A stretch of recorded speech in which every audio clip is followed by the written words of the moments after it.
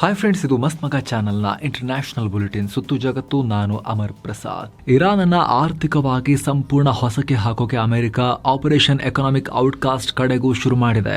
ಕಂಡು ಕೇಳರಿಯದ ಆರ್ಥಿಕ ಯುದ್ಧ ಶುರು ಮಾಡ್ತೀವಿ ಅಂತ ಹೇಳಿದ್ರಲ್ಲ, ಈಗ ಅನೌನ್ಸ್ ಮಾಡಿದೆ. ಇದರಿಂದ ಭಾರತಕ್ಕೂ ಪರಿಣಾಮ ಆಗುತ್ತೆ, ಜಗತ್ತಿಗೆ ಪರಿಣಾಮ ಆಗುತ್ತೆ. ಮತ್ತೊಂದು ಡೊನಾಲ್ಡ್ ಟ್ರಂಪ್ ಅವರ ಮಗ ಬ್ಯಾರನ್ ಟ್ರಂಪ್, 20 ವರ್ಷದ ಹುಡುಗ, ಆತನನ್ನ ಮತ್ತು ಇಸ್ರೇಲ್ PM ನೆತನ್ಯಾಹು ಮಕ್ಕಳನ್ನ ಮುಗಿಸೋಕೆ ಇರಾನ್ ಸ್ಕೆಚ್ ಹಾಕಿದೆ.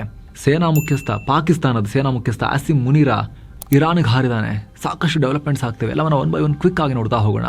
ಮೊದಲಿಗೆ ಇರಾನ್ ಮೇಲೆ ಅಮೆರಿಕ ಶುರು ಮಾಡಿರೋ ಹೊಸ ಈ ಆರ್ಥಿಕ ಯುದ್ಧದ ಡೀಟೇಲ್ ಅನ್ನ ನಾವು ನೋಡ್ಕೊಂಡು ಮುಂದುವರಿಯೋಣ.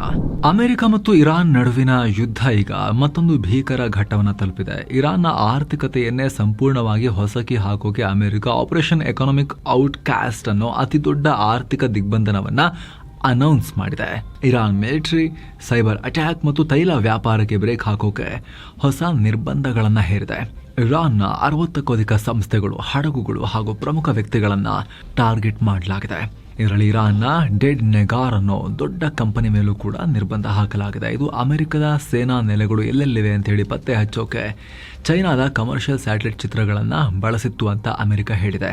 ಅಲ್ಲದೆ ಇರಾನ್ನ ಸೈಬರ್ ಎಲೆಕ್ಟ್ರಾನಿಕ್ ಕಮಾಂಡ್ ಮೇಲೂ ಕೂಡ ಸ್ಯಾಂಕ್ಷನ್ಸ್ ಬಿದ್ದಿವೆ. ಇದು ಅಮೆರಿಕದ ಪಡೆಗಳ ಗುಪ್ತ ಮಾಹಿತಿಯನ್ನು ಕಲೆ ಹಾಕಿ ಇರಾನ್ ಸೇನೆಗೆ ಟಾರ್ಗೆಟ್ ಮಾಡೋಕೆ ಹೆಲ್ಪ್ ಮಾಡಿತ್ತು ಅಂತ ಅಮೆರಿಕ ಹೇಳಿದೆ.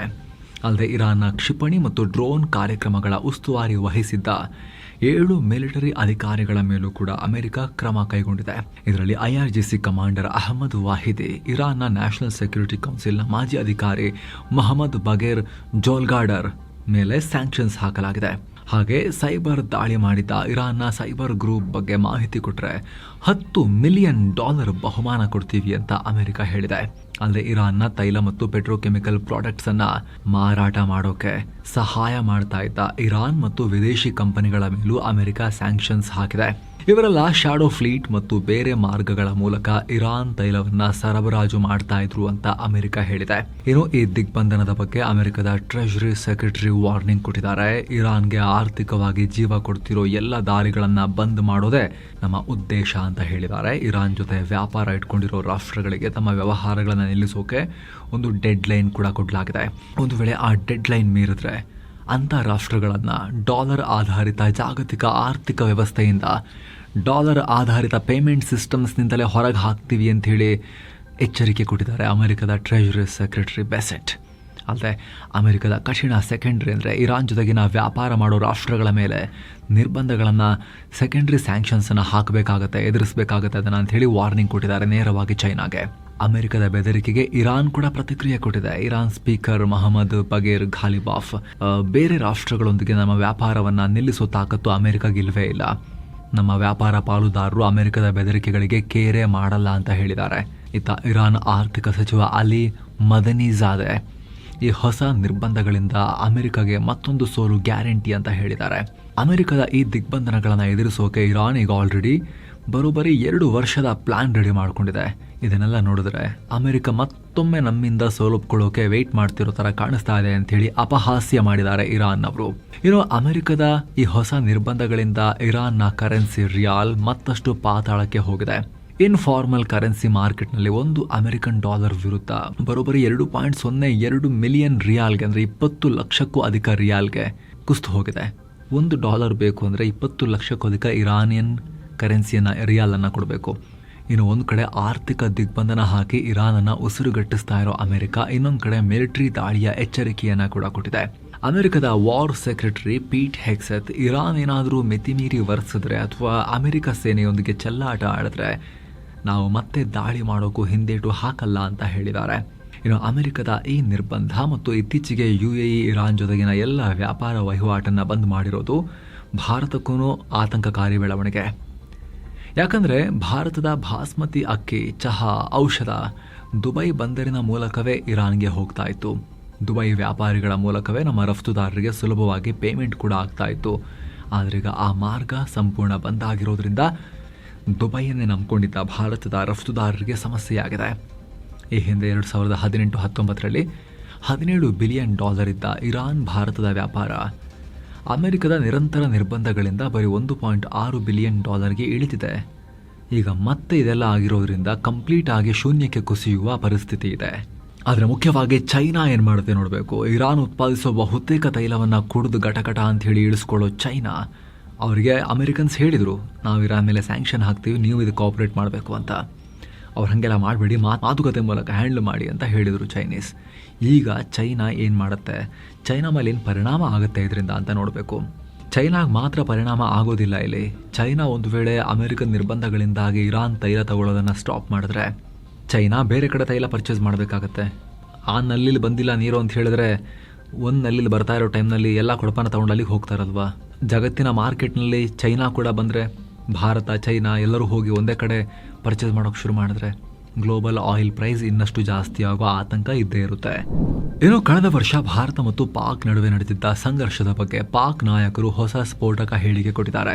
ಈ ಸಂಘರ್ಷದ ವೇಳೆ ಇರಾನ್ ನಮಗೆ ಭಾರಿ ಸಪೋರ್ಟ್ ಕೊಟ್ಟಿತ್ತು ಅಂತ ಪಾಕ್ ವಿದೇಶಾಂಗ ಸಚಿವ ಇಶಕ್ ದಾರ್ ಹೇಳಿದ್ದಾರೆ. ಅಲ್ಲದೆ ಸಂಘರ್ಷ ಮುಗಿದ ಮೇಲೂ ಕೂಡ ಕೆಲವೇ ದಿನಗಳಲ್ಲಿ ನಮ್ಮ ಪ್ರಧಾನಿ ಇರಾನ್ಗೆ ಭೇಟಿ ಕೊಟ್ಟಿದ್ರು, ಅಲ್ಲಿನ ನಾಯಕರಿಗೆ ಧನ್ಯವಾದ ಹೇಳೋಕೆ ಹೋಗಿದ್ರು ಅಂತ ಇಶಕ್ ದಾರ್ ಹೇಳಿದ್ದಾರೆ. ಆದರೆ ಇರಾನ್ ಮಿಲಿಟರಿ ಸಪೋರ್ಟ್ ಕೊಟ್ಟಿತ್ತ, ಇಂಟೆಲಿಜೆನ್ಸ್ ಹೆಲ್ಪ್ ಮಾಡಿತ್ತ ಇನ್ನೂ ಪಾಕ್ ಹೇಳಿಲ್ಲ. ಆದರೆ ಪಾಕ್ನ ಈ ಹೇಳಿಕೆ ಇರಾನ್ನ ಈ ಹಿಂದಿನ ಅಫಿಷಿಯಲ್ ನಿಲುವಿಗೂ ಸಂಪೂರ್ಣ ಉಲ್ಟಾ ಇದೆ.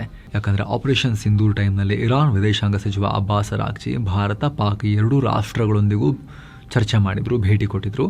ಎರಡೂ ರಾಷ್ಟ್ರಗಳು ಸಂಯಮ ಕಾಯ್ದುಕೊಳ್ಬೇಕು, ಉದ್ವಿಗ್ನತೆ ಕಮ್ಮಿ ಮಾಡ್ಕೊಳ್ಳಿ ಅಂತ ನ್ಯೂಟ್ರಲ್ ಪೊಸಿಷನ್ ತೋರಿಸಿದ್ರು. ಆದರೆ ಇವಾಗ ಮುಸ್ಲಿಂ ನ್ಯಾಟೋ ಸೌದಿ, ಟರ್ಕಿ, ಪಾಕ್ದೆಲ್ಲ ಇದೆಯಲ್ಲ, ಅದರಲ್ಲಿ ಇರಾನ್ಗೂ ಕೂಡ ಬನ್ನಿ ಸೇರ್ಕೊಳ್ಳಿ ಅಂತೇಳಿ ಇನ್ವಿಟೇಷನ್ ಕೊಟ್ಟಿದ್ದಾರೆ ಅನ್ನೋ ಚರ್ಚೆ ಇದೆಯಲ್ಲ, ಅದರ ನಡುವೆ ಪಾಕ್ನವ್ರು ಹೆಂಗೆ ಹೇಳ್ತಿರೋದು ಸ್ವಲ್ಪ ಕುತೂಹಲಕಾರಿ ಬೆಳವಣಿಗೆ ಅದು. ಇನ್ನು ಅಮೆರಿಕ ಮತ್ತು ಇರಾನ್ ನಡುವಿನ ಸೋ ಕಾಲ್ಡ್ ಮೀಡಿಯೇಟರ್ ಪಾಕಿಸ್ತಾನ ಸಂಧಾನ ಯತ್ನವನ್ನು ಮುಂದುವರೆಸಿದೆ. ಈಗ ಪಾಕ್ ಸೇನಾ ಮುಖ್ಯಸ್ಥ ಆಸಿಮ್ ಮುನೀರಾ ಇರಾನ್ಗೆ ಹೋಗಿದ್ದಾನೆ. ಇರಾನ್ ಅಧ್ಯಕ್ಷ ಮಸೂದ್ ಪೆಜಿಶ್ಕಿಯಾನ್, ಇರಾನ್ ಸ್ಪೀಕರ್ ಗಾಲಿಬಾಫ್ ಮತ್ತು ಇರಾನ್ನ ಇಂಟೀರಿಯರ್ ಮಿನಿಸ್ಟರ್ ಇಸ್ಕಂದರ್ ಮೊಮಿನೀರನ್ನ ಮೀಟ್ ಮಾಡಿದ್ದಾನೆ. ಎರಡು ರಾಷ್ಟ್ರಗಳ ದ್ವಿಪಕ್ಷೀಯ ಸಂಬಂಧ, ಪ್ರಾದೇಶಿಕ ಬೆಳವಣಿಗೆ ಬಗ್ಗೆ ಚರ್ಚೆ ಆಗಿದೆಯಂತೆ.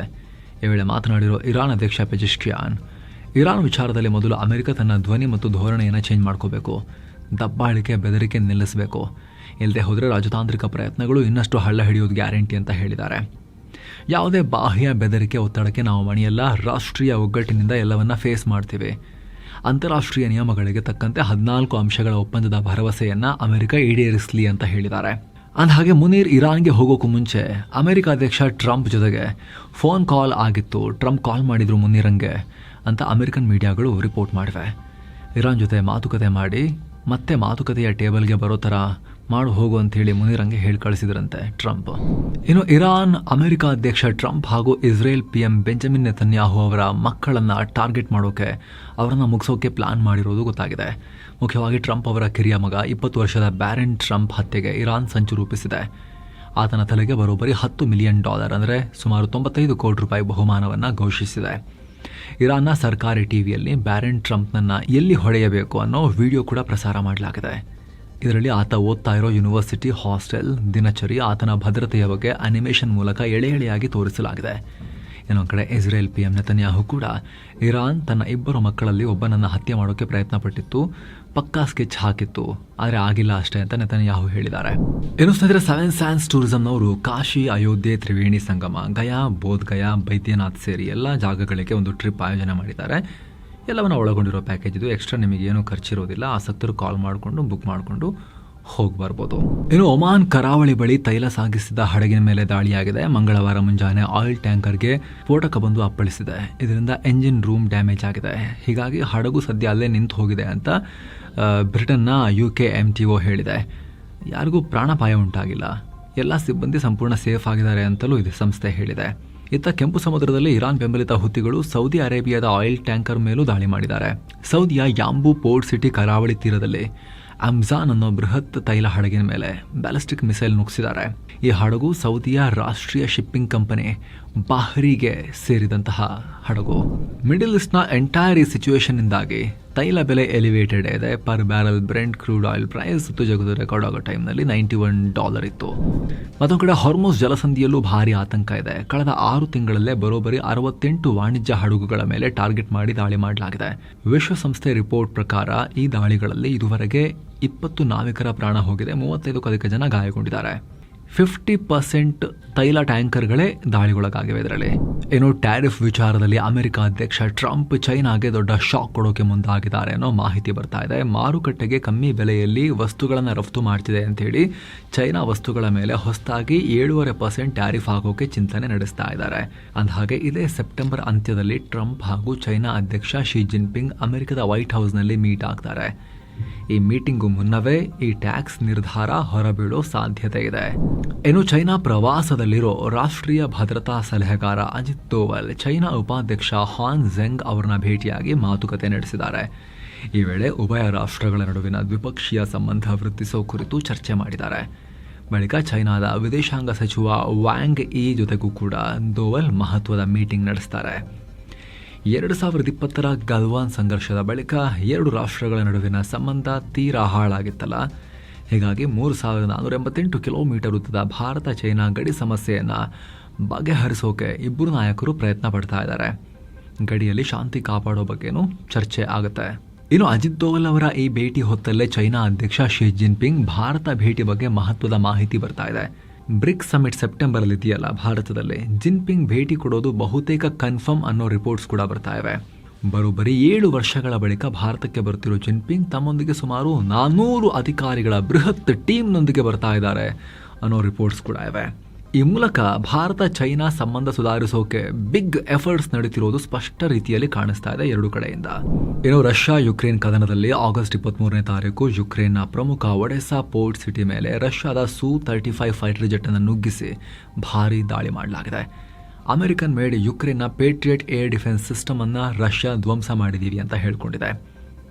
125 ಕಿಲೋಮೀಟರ್ ದೂರದಿಂದಲೇ ರಷ್ಯಾದ KH-31PM ಅನ್ನೋ ಆಂಟಿ ರೇಡಿಯೇಷನ್ ಮಿಸೈಲ್ ಮೂಲಕ ಈ ದಾಳಿ ಮಾಡಿದಿವೆ. ಅಮೆರಿಕದ ಪೇಟ್ರಿಯಟ್ ಸಿಸ್ಟಮ್ ಯುಕ್ರೇನ್ ಪಾಲಿಗೆ ತುಂಬಾ ರಕ್ಷಣಾ ಕವಚ ಆಗಿತ್ತು. ಮುಖ್ಯವಾಗಿ ಅದನ್ನು ಹೊಡೆದು ಹಾಕಿದೀವಿ ಅಂತ ರಷ್ಯಾ ಹೇಳಿದೆ. ಏನೋ ಕೆರೆಬಿಯನ್ ರಾಷ್ಟ್ರ ಹೈಟಿಯಲ್ಲಿ ಶಸ್ತ್ರಸಜ್ಜಿತ ಗ್ಯಾಂಗ್ಗಳ ಮಾರಾಮಾರಿ ಮುಂದುವರೆದಿದೆ. 47 ಜನ ಹೊಸದಾಗೀಗ ಪ್ರಾಣ ಕಳ್ಕೊಂಡಿದ್ದಾರೆ. ಪೋರ್ಟ್ ಓ ಪ್ರಿನ್ಸ್ ಸಮೀಪದ ಕ್ಯಾನ್ಸ್ಕಾಫ್ ಪ್ರದೇಶದಲ್ಲಿ ಈ ಘಟನೆಯಾಗಿದೆ. 22ಕ್ಕೂ ಅಧಿಕ ಜನ ಗಾಯಗೊಂಡಿದ್ದಾರೆ ಅಂತ ವಿಶ್ವಸಂಸ್ಥೆ ಹೇಳಿದೆ. ಪೊಲೀಸ್ ಸ್ಟೇಷನ್ನಿಂದ ಕೆಲವೇ ನಿಮಿಷಗಳ ದೂರದಲ್ಲಿ ಈ ಭೀಕರ ಹೊಡೆದಾಟ ಆಗಿದೆ.